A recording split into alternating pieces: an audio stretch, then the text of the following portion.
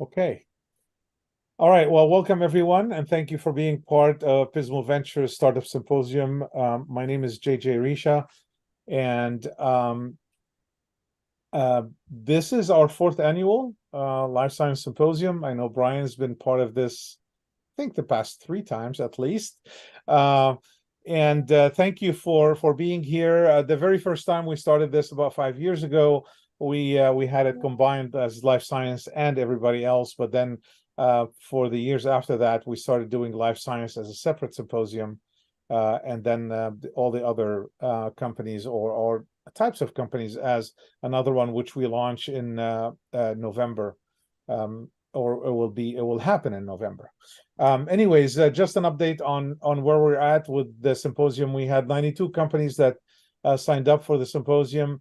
We selected 35 through our process that went to a selection committee, and the selection committee ended up selecting 22 companies that will present to investors over 2 days, one on the 23rd and the other one on the 29th.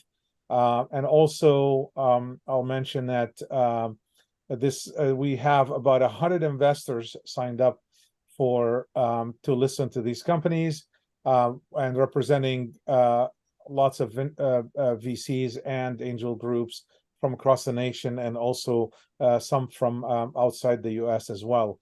So a great place for startup companies, life science startup companies, to be exposed to investors really from across the world.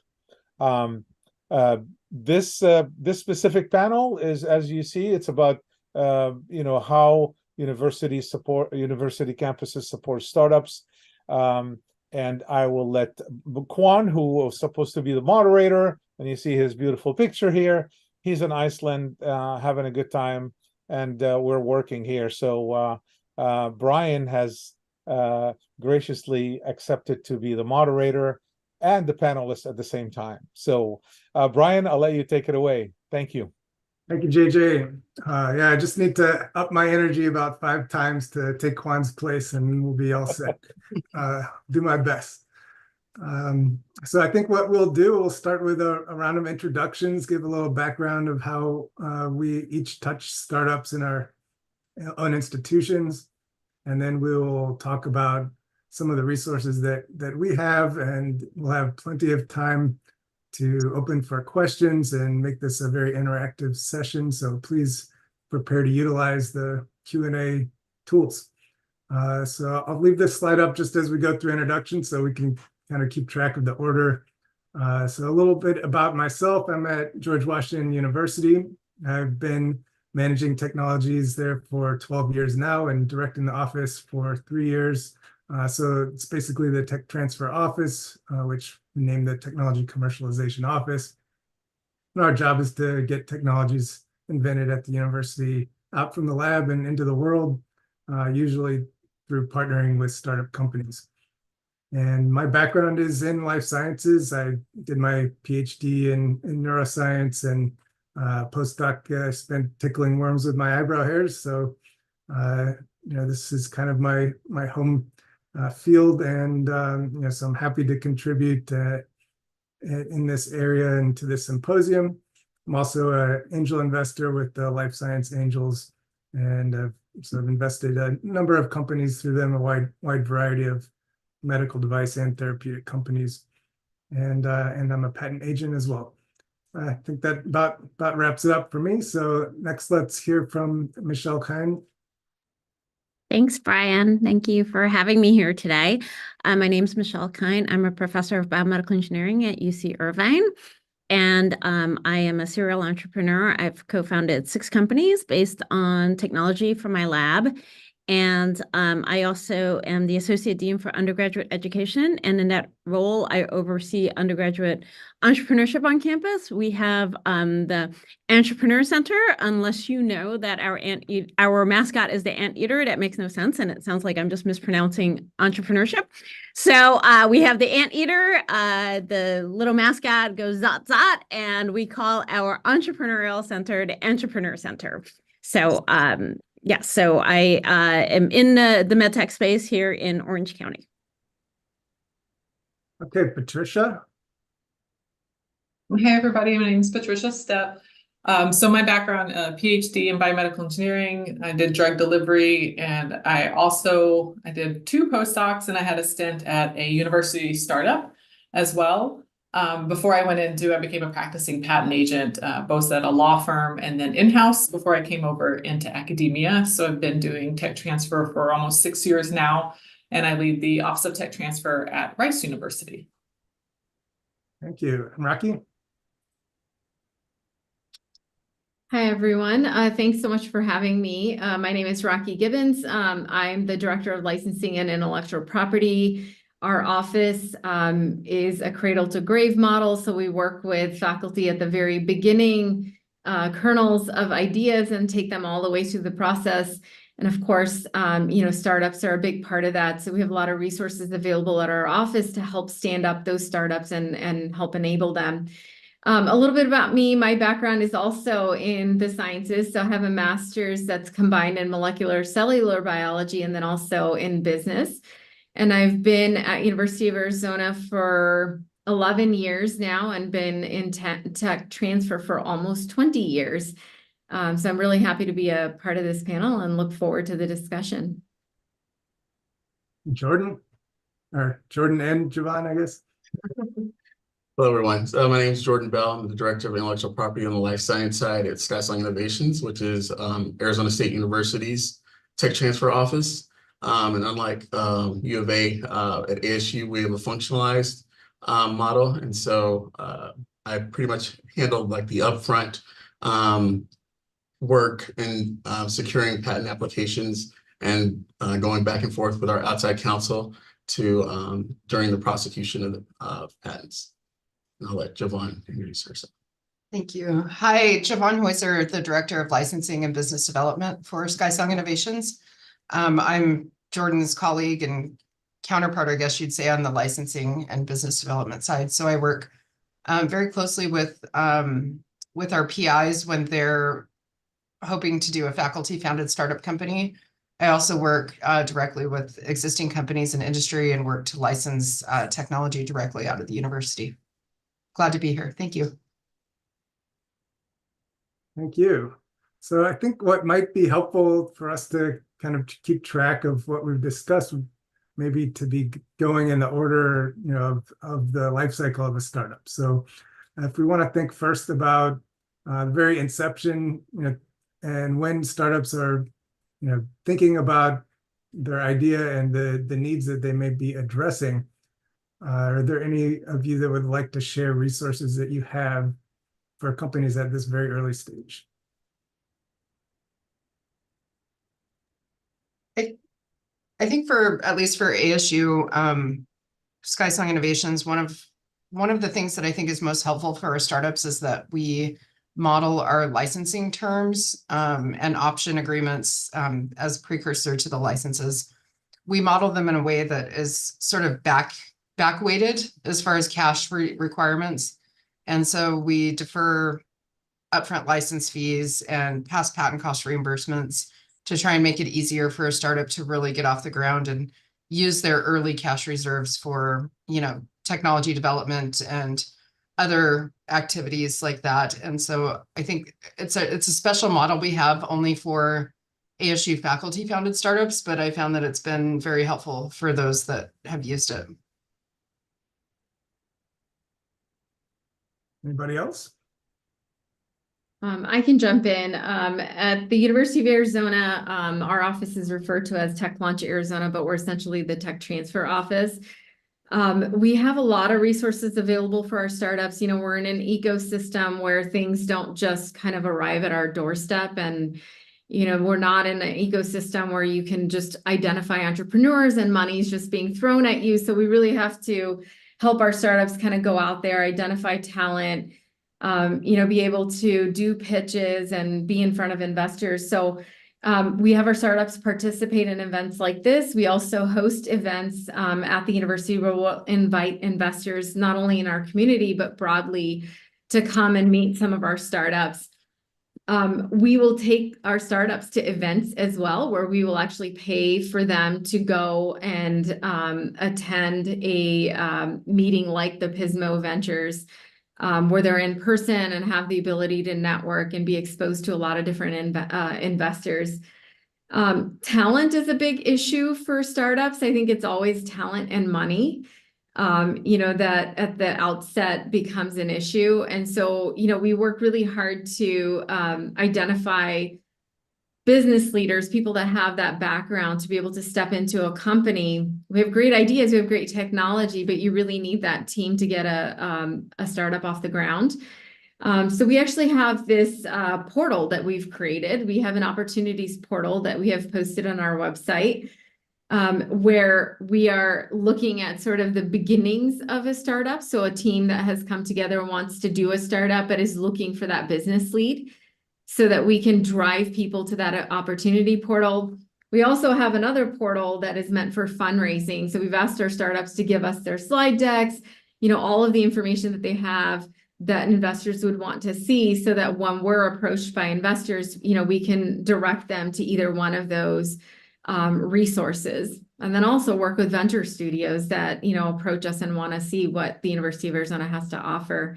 So there's a lot of different things that we're trying out to see, what's really going to help our startups to address some of those very, very early stage needs. It's a really great resource that you have, Rakhi, in terms of building the teams. I think, most people, you're going to find on a tech transfer website technologies that are available to license, which is, one piece of the necessary components for a startup. But the team is, absolutely critical, as well as funding. And so bringing that together and doing it kind of the reverse, where you've got these people and who are looking for technologies is really helpful. You have something to add, Michelle? Yeah, Brian. So, if you're a faculty here or a student, like you said, there are lots of internal resources and funding available. What might be interesting for this community is a resource that we started called the Micro Internship Program. So if you're looking for somebody to help you with coding or to put together a website, you can actually hire our students. You don't actually have to hire them.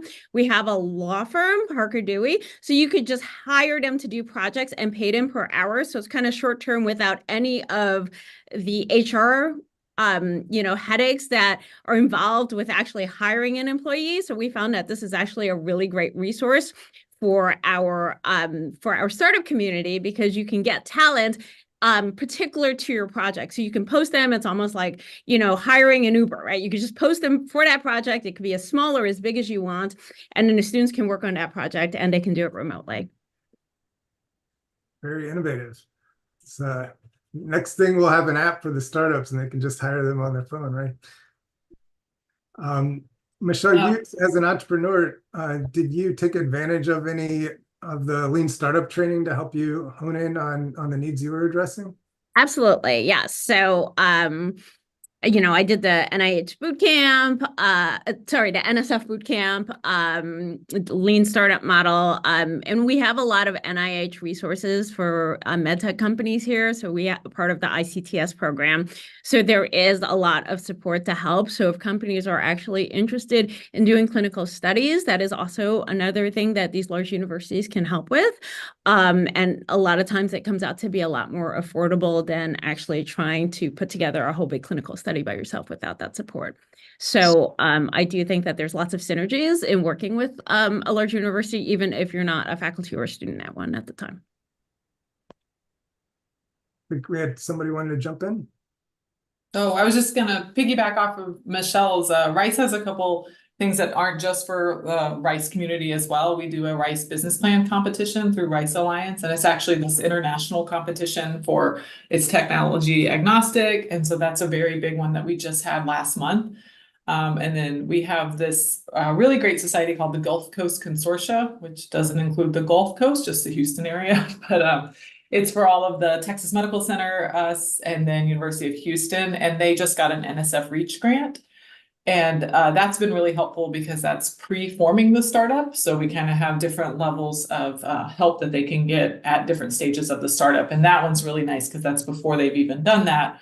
And then we have Lilly Labs, which has an innovation fellow program for the graduate students as well. But being across the street from the Texas Medical Center, we kind of bundle it all so that there's a lot of resources kind of concentrated in one area in Houston. It's a really good point that sometimes the resources can be in more than one place. So for people outside, it can be hard to find everything. And I'll just say that it's the same thing at GW, where my office does the patenting and licensing. There's another office focused on everything entrepreneurship, and they help anybody at GW trying to build a business.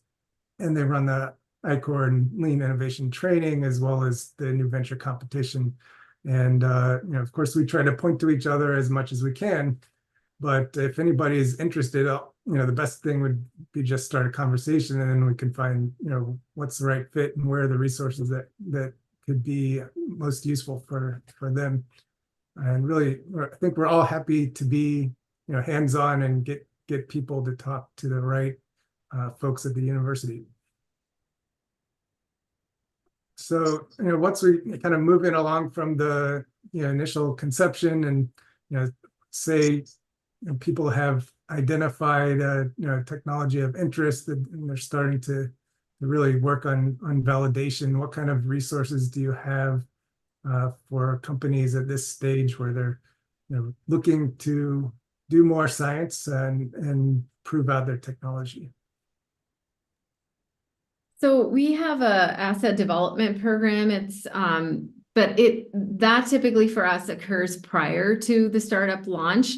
The funds are just set up in a way that we can't expend those funds to a private entity, but it's been really helpful in helping to launch startups where they need that early funding to be able to go to investors and say, okay, we've done these things, we've de-risked the technology.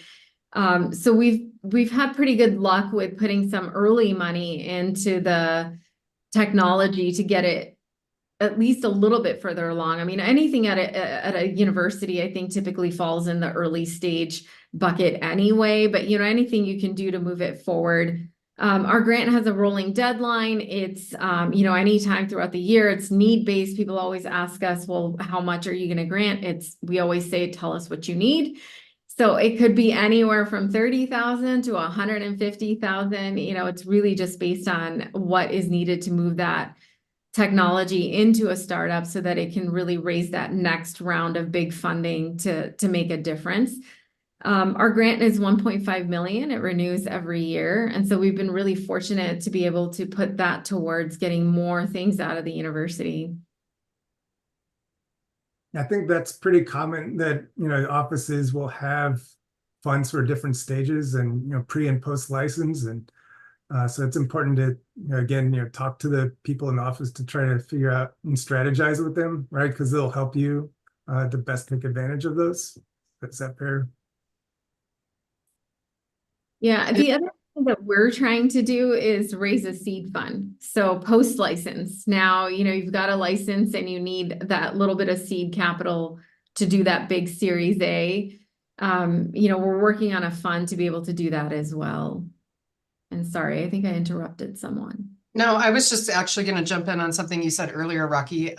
The limiting factors, I think, for a lot of our startups are talent and money, as Rakhi mentioned. And so we have a program here called the Startup Mill, similar to the portal that Rakhi was mentioning at U of A. But it's basically a pool of business people, entrepreneurs, serial entrepreneurs, been there, done that, want to do it again type people that we try to connect with our startups, either pre-license or sometimes post-license for faculty-founded startups, and try to really, connect them with talent. And then we have our Startup Challenge that's only open to startups that were formed in the same fiscal year that we're in, that the challenge is held. And so they're competing against them, other baby startups, if you will.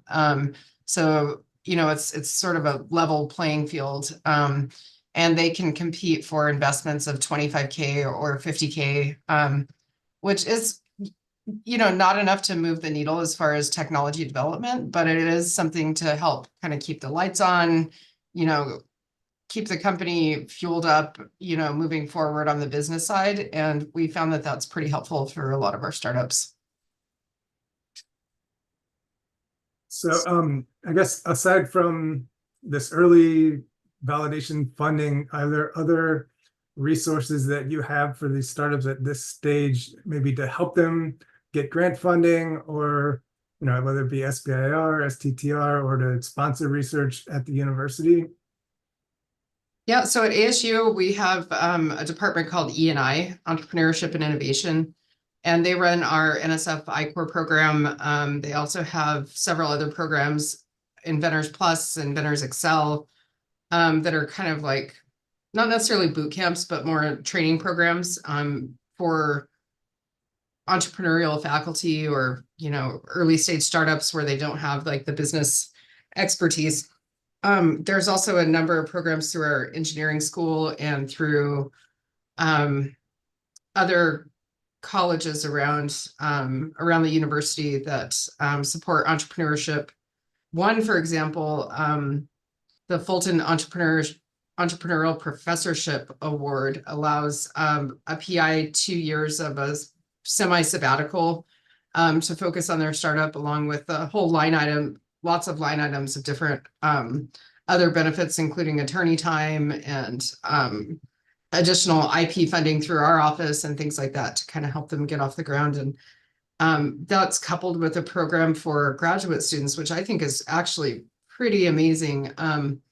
It's for postdocs or somebody who's finished their PhD that wants to focus on a startup.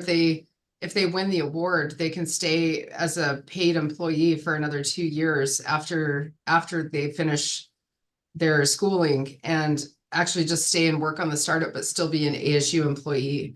And so that's been huge for, a lot of, young aspiring entrepreneurs. They don't have to go get a job right away. They can stay and focus on the startup and keep the job that they have that they like, and try to commercialize their work. So the only problem I think is that we can't do more of those awards, but there's a couple every year, which is pretty amazing. Yeah, and I'll just add another one. I know that they are in Berkeley, Boston, Houston, New York, and there's another one, but the Activate program for the Activate Fellows, we've had a couple here just recently and that's a 2-year program, and it's $100,000 for students as well. So that one's also a really good resource that's available national. So I think sometimes just kind of reaching out to your local tech transfer office at your university, you might be shocked to find out how many resources people have and what they're aware of at the time. We also do the gap funding. I would say we're in our infancy. We have a new Office of Innovation that just launched 2 years ago, and they're doing the gap funding as well. And so kind of, as it's all ramping up, I think people might be shocked to know how much they would appreciate feedback or help, or just, helping mold that when in your local community of what, they are trying to find what you need to develop that with local partners. In addition to those resources, I think one of the things that's been really useful for me from a medtech perspective is having a wet lab incubator space. So we have University Lab Partners, which is a private entity, but it sits right above our tech transfer office, the Beal Applied Innovation Center, and it is a not-for-profit. And so early stage companies can go in there and just pay a little bit of rent for their bench, but then have lots of access to the campus, but also to all of the wet lab facilities without having to pay that high overhead. My very first company when I was a graduate student at Berkeley was actually incubated in the very first QB3 center at UCSF. And that was very instrumental. And now my last 3 companies that I've done have gone through this University Lab Partners program. 2 companies are still there. 1 graduated from there, but it's been really instrumental because it keeps costs down. It keeps students who want to work at the startup company local, because otherwise rent is very expensive here. To try to find a wet lab space and to set that up, it'd be prohibitively expensive. And it keeps the community, right? There's a whole bunch of startups kind of in a similar space, kind of all little baby startups. And so it has this really great synergy. So I think that that's been hugely useful. The other really great resource for very early stage funding has been Y Combinator. So they used to give out awards for 100, I think it was 150,000 for 7% equity. Now it's up to 500,000. It's a 10-week boot camp. And my last 2 companies have gone through that. And that has been really instrumental in raising funds. So I think our startup's getting a little bit more sophisticated now. They're ready to rent some space, all right? And so let's also include any comments on accelerators. So when we're talking about accelerators, usually there's training and programs and networking and things involved, but not necessarily the actual renting of lab space. And then an incubator would have that lab space available. Anything from SkySong that you can share? I wouldn't say that we have an accelerator per se, but through our E&I department, they do, like I mentioned before, an SFI core and lots of different training and mentorship programs. We'd like to have some type of an accelerator with wet lab space, like Michelle was mentioning, shared facilities and things like that. We do have a private, it's by a company called Wexford. It's like a public-private partnership. It's a building downtown where startups from very early, small startups all the way to venture-backed, maybe tens of millions of dollars raised kind of startups can have, space. And I think that that's, been pretty popular and, pretty well, rented out. There are other programs around the valley, there's a Center for Entrepreneurship and Innovation through Gateway Community College that has, lab space that can rent, and they have an accelerator program. But there's not one necessarily run, certainly not by our office, but not necessarily one out of ASU that I'm aware of. Yeah, if I could just jump in, the partnership building, the Wexford building that Jovan just mentioned. Oh, yes. That's a tri-university, I think. U of A has startups in there as well. So it's great for the universities, in Arizona to kind of come together and be able to co-locate some of their startups and to pool some of those resources. So that's been great for us as well. Locally in Tucson, we have an incubator that has multiple sites that are across the city. And but is affiliated with the university at arm's length as a separate 501(c)(3). And they have programmatic support. They have lab space, hoods, all of those things that startups need at really, much lower prices than what you might find in other parts of the community that aren't affiliated with the university. So and again, as Jovan was saying, it's all over the board, the types of startups that go into that.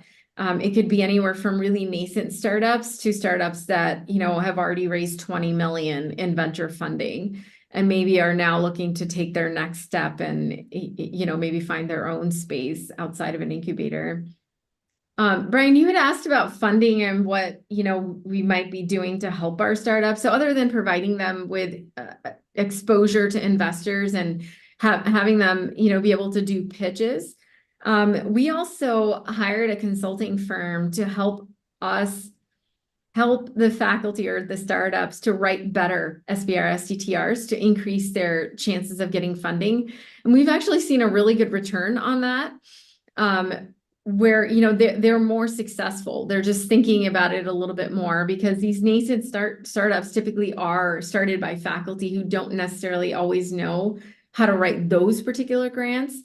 So having, a company that has gone through it, has done it many times, that's really helped our startup ecosystem, be able to increase the SBIR STTRs coming to, companies that spun out of the U of A. And you talked about the pitching opportunities. That's something we mentioned a couple of times, but I think, could use a little bit deeper dive. So, what are the different types of venues and ways that you can get your startups in front of investors or even just to get some practice and feedback? Yeah, so we're actually having events. We'll have a networking event where we'll invite a lot of investors that are in the Arizona area or the neighboring states. We'll select, 5 to 7 startups that will have the opportunity to do 90-second pitches, and they go up and it's across the board, different technology areas. and then they have the opportunity to network with the investors. So the idea is, give them a short time to pitch, and then, be able to network with the people that could potentially be a match for them. So we do that a few times a year. The other thing we're doing too is, I'm forgetting the name of the event. I think it's maybe Destination Startup. Is that the one in Colorado? We are helping our companies apply to be able to get an opportunity to attend that event. And we've had pretty good luck with that as well, where we'll take, anywhere from 2 to 4 companies. And I think they only have maybe 10 to 15 companies that have an opportunity to pitch. And again, it's one of those events where the audience is solely investors. So we're also taking our startups to that, and, we'll help facilitate that, offset some of the costs for traveling to some of those things, just to give them more exposure and get them in front of investors and get them practicing their pitches, right? It's not something that they're necessarily used to. Yep. Yeah, we also co-sponsor a pitch event with a group called Connectpreneur. That's a big group in the DC area that regularly has about a dozen companies do lightning pitches. And so that's a good chance to get startups in front of folks. What about at SkySong? Well, we have our startup challenge, which I mentioned, but we also, as Rakhi was saying, we try to participate in the events of our neighboring states. So we do quite a bit with the Los Angeles Venture Association, LAVA. We invite our startups to go join into some of their pitch events. We also work, again, I'm mentioning E&I, the department at ASU. They have a program called Venture Devils. They have a lab to launch pitch event.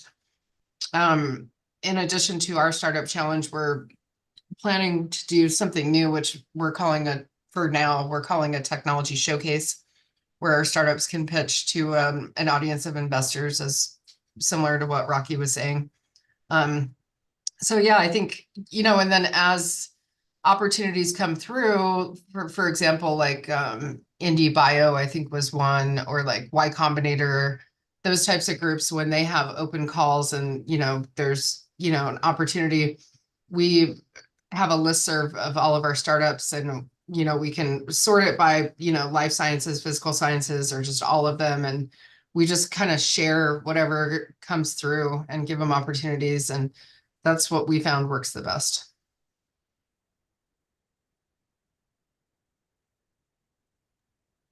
Yeah, I'll just add, I'm pretty new to the Houston area, and I really think it's to everyone's benefit to just ask everybody all the time what's available, because you would just be shocked about the smallest thing that might help you.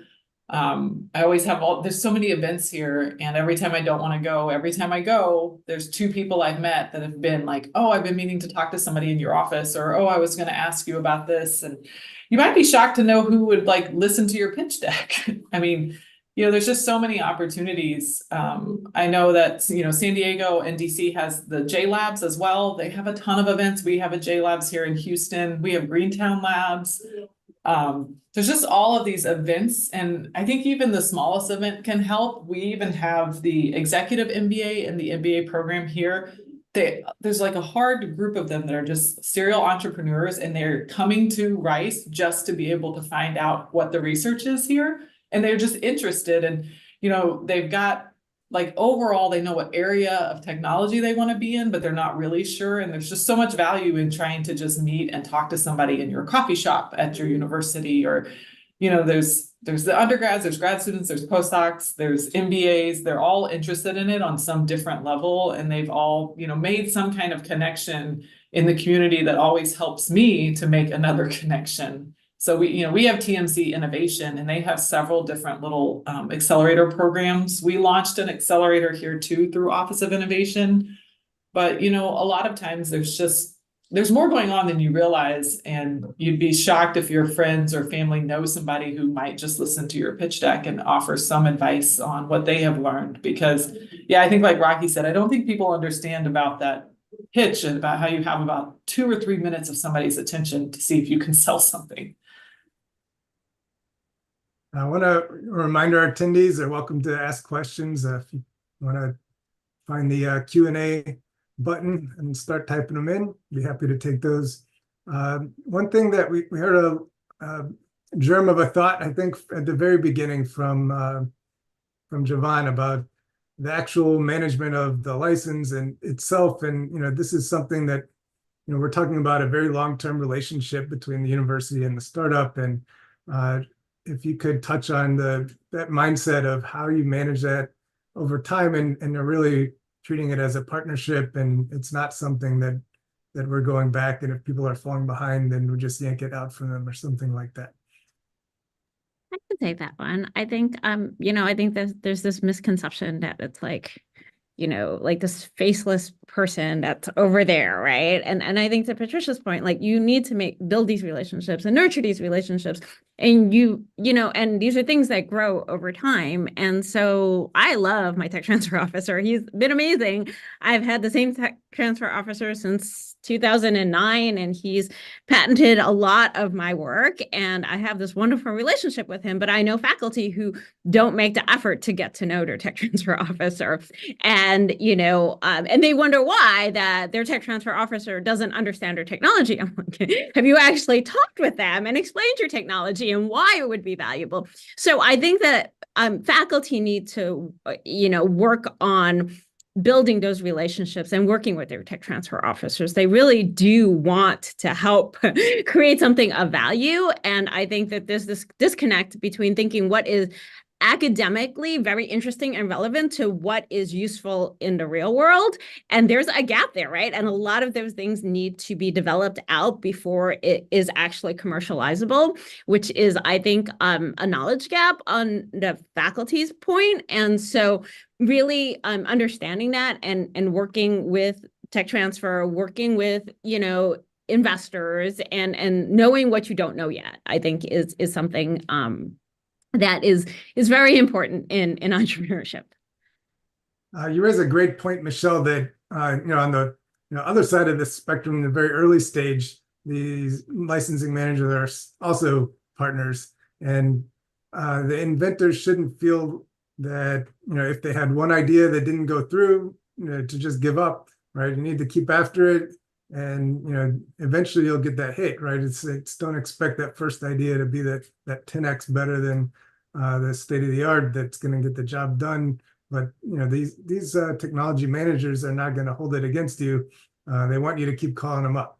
And on that note, we do have a question. Thank you, Sean, for getting us started. So Sean's asking, how should we get access to those resources? Should we connect to you directly through LinkedIn or find your websites? So for me, I'm happy for both. LinkedIn, email, phone call, whatever you like. We'll have a chat. I would just, or go ahead, Jordan. I was going to say the same. Definitely email, website, LinkedIn, anything. And then I'll say the opposite. So for me, I would hope that people would reach out and try to set a meeting, directly email. I don't know if everyone's aware of this, but a lot of tech transfer offices are very lean. And we're, it's difficult for us to, for example, update a website every time a new opportunity comes up and then take it down when the opportunity is done. We don't have a dedicated, person just kind of updating our LinkedIn or our website with all of our different opportunities. So I think it's important, as Michelle was just saying, to really get to know your technology transfer office and your technology transfer manager, and, get to know your Jordan at your office. That's the person you call, 5 o'clock on a Friday and say that, you need a patent filed, or, call me and say that, you'd like to, sign an agreement, or, you need a letter of support for an SBIR or STTR. I just think it's important to reach out and really, connect when you need something. It's probably a better idea than trying to, follow a LinkedIn or a website, in my opinion. Yeah, for us, I mean, we do post some opportunities, events, and funding opportunities and things like that on our website, but some of it, it's not going to make it there. So, but if we know that you're interested in a certain topic, then we'll certainly forward those along. Yeah, those are really good to have. I think someone else mentioned listservs, and when we know what your interest area is or what you're doing, we can add you to those opportunities and make them available. Sometimes, our startups will launch and we don't hear from them. We love hearing from them. We want to know what they're doing, what their next step is. Are they fundraising? What's their need? The more that they talk to us, the more that we're able to help them. I think a lot of people don't realize all the resources that might be available at all the different stages of their company or the invention, and as they, move through the process. Yeah, and I use LinkedIn, so it's fine for me. I know some people don't, so I always say don't get frustrated if you LinkedIn message somebody and they don't reply, because I've definitely had somebody a year later say, so sorry, I didn't even check this, so, just try to contact somebody how you want. And remember too, we are a small community. A lot of us know each other. So if you're trying to look for somebody at another university, just ask one of us. We have all the same annual conference. I was a patent agent at a law firm. So you'd just be so surprised, like how many of us know each other. I always like to highlight, I don't even think they're up to 100,000 on the patent bar registration number. And I would say a third of those people are most likely retired. So now you're down to this very small community of patent attorneys and agents, and some of them work at tech transfer offices. So the community is pretty small, and always just try to reach out and see who may have a connection. If it's not this connection, maybe it's their secondary connection. And likewise, there may be technology at other universities that your startup may need to find success. And we're very used to working with each other, because a lot of times we have joint inventions, and so it's not a choice. It's just it's to be done. Yeah, I have in the Gulf Coast Consortia, we meet every other month and just have lunch. So it's it's MD Anderson, it's UT Health, it's Houston Methodist, it's University of Houston, and it's Rice and Texas A&M, and we all whoever can come. So yeah, I would say we all have to work with each other. So, and whatever we're trying to help with the startups, it's to benefit the startups and the inventors, right? That's why we're all here, is to make sure that the inventors are getting compensated too for their technology. I don't think any of us make commission. If you do, please LinkedIn me later. I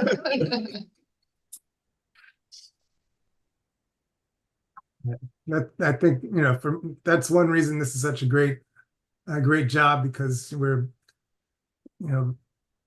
not just selling a license, right? We're building a 20-year business relationship, and so we need to make sure that we're all on the same page. We're upfront about all the ins and outs of the technology, and make sure that we're working in the same direction.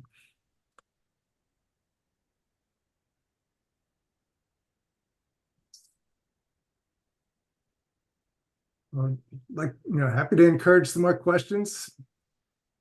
And if not, we're starting to get close to the end of the hour. So if there's any comments that folks wanted to make sure they got in, this is a good time. I will say we had a startup company once say that they use ChatGPT to help them write a pitch deck. It is a good outline to show you, because I think sometimes people don't think about that, and you could check it against, they said it was 80% pretty close to being at least the topic outlines of your pitch deck. So I always say, utilize your free resources too. And I mean, understanding the audience, I think that most people in the audience have already formed a startup, and they already know that that's something that they want to do. But for people that they know, or people that they come in contact with who are sort of thinking about a startup, or considering maybe giving it a try, I would just encourage them to go for it. There are resources available. We've all talked about them here today, and it's it's a time where, you know, while you're still in academia, you're still a professor, you're still a postdoc, you know, you're still keeping your day job. You know, it's a good opportunity to use all the university's resources and connections and things like that to give it a go. And we're here to support you. I think I'm guessing that all the other offices are probably the same, but, you know, there's no penalty for, you know, trying and failing, if you will, or trying and then, you know, deciding to move on. But it doesn't hurt to try, I guess, is my point. And I highly recommend SBIRs and STTRs. So it's a really great non-dilutive funding for academics. The funding levels for SBIRs are way higher than for traditional grants. Yeah, it's just a great way to get started with your company. Yeah, and I think other source of funding that people don't think about is foundation funding. So look in your state to see, you know, which foundations are really interested in developing the ecosystem. And, you know, those are opportunities that you can take advantage of. In Arizona, we have the Flynn Foundation, and they're specifically focused on biosciences. And their grants are actually pretty reasonable. They can vary anywhere from 100,000 to 250,000. We have another similar foundational group that does a call for proposals, and they're only interested in things that will eventually go into startups or, you know, are already in startups. So there are pockets of non-dilutive funding that, you know, doesn't always seem obvious. But if you don't ask, if you don't engage with the community and get out there and talk to a lot of people, you're not going to learn about them. So I think that's the one thing I would say is networking events are truly worth it. The more people you meet, the more you connect, the more your world is going to open up. Yeah, I wanted to piggyback on what Rakhi was just mentioning with the Flynn Foundation. They also help sponsor, I think, every first Thursday of every month. There's the thing in Phoenix downtown called the Venture Cafe. And they people are from the community or can go in, learn about entrepreneurship. And it's like a great networking event to get to know the community and other opportunities.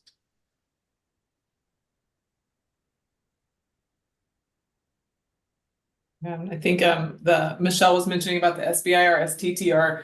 It kind of goes a little bit deeper sometimes. We had somebody tell us that they had the program manager for the SBIR come and say, hey, we can't get any on the machine learning that has a health focus. If you know anybody, like we have money and we can't spend it. And they like find in other areas. So, you know, it's kind of worth knowing that information as well too, like where's the hole that they're not getting enough applications for.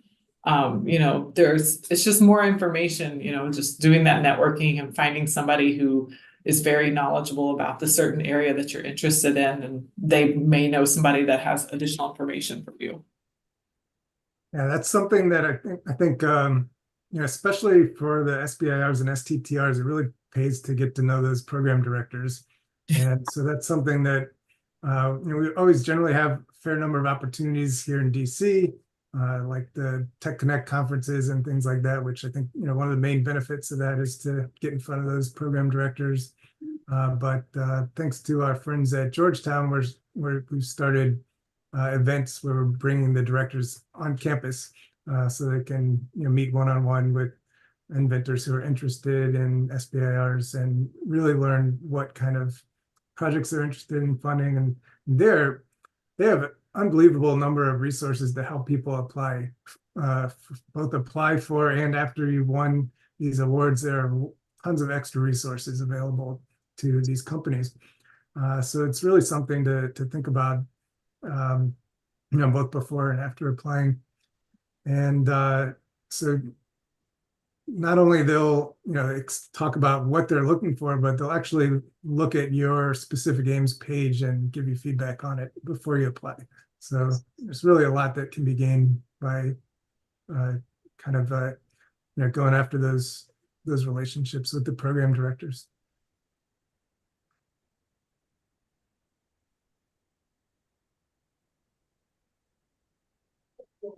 Brian, just one more because I think it goes undervalued when people, you said state of the art. A lot of researchers, I think, forget if you can just do that one test that's comparing against a known standard or state of the art, it would really, really help, because usually that's what your investors are asking is how much better is it than your competitor instead of a solution that doesn't have a problem yet. That's kind of the baseline, I feel like, for a lot of investors is if you can just explain why it's better than their competitor, that's really what they want to know. And I know when, researching, you think of the grants, you're doing it against, a control, but you usually already know what your state of the art is. And if you can just do a quick test, just a little bit, that information can, I think, really be valuable more than people realize. I don't know. I guess, Michelle, do you have experience in that? I mean, you've got Absolutely. That's what I always tell my students. Like, that's when we know we have something. There you go. And I would say that you got to get out and talk to the people using that competitor to figure out what their problems are, or else you might be way better than the state of the art in a way that they don't care, right? Well, that's a good point too, right? Yeah, that it's a good way, a good improvement. All right, I think we're about ready to wrap up here. There seems to be no additional questions, so I want to thank all of the panelists, of course, for sharing your resources and your knowledge about the process. So thank you to Patricia, Jordan, Jovan, Michelle, and Rakhi.